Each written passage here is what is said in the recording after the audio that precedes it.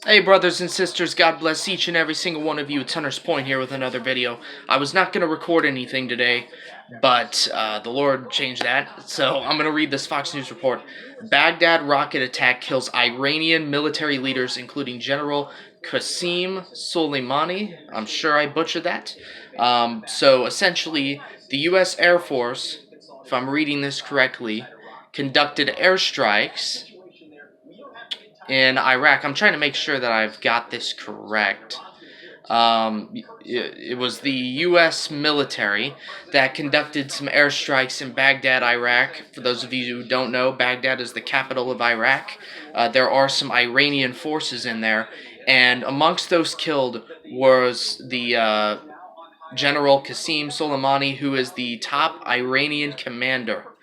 One of the most powerful men in Iran, referred to as the Shadow Commander or Spy Master. He was killed in these strikes.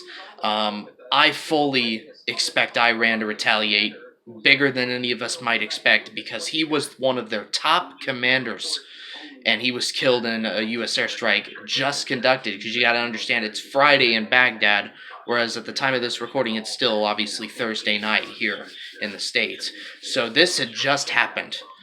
There were at least 3 rockets fired at Baghdad International Airport, and amongst those killed is this top Iranian commander. Things are heating up, man.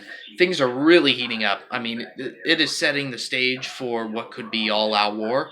And again, I'm not prophesying when I say that, but I am prophesying when I say that Ezekiel 38 and 39 is on the cusp. It could happen at any moment. Just one spark could just break out everything, and it could go into absolute all-out war.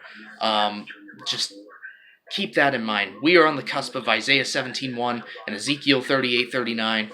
So just keep an eye on this Iran situation, because it is absolutely just, I mean, I'm speechless.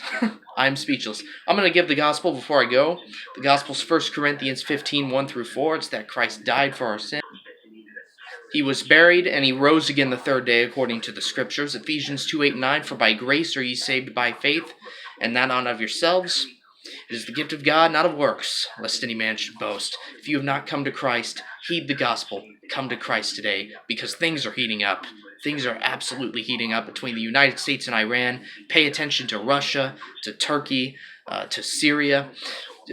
Just pay very, very close attention to what's going on in the world right now. Keep an eye on the United Nations, because that is the seat of the coming one world government.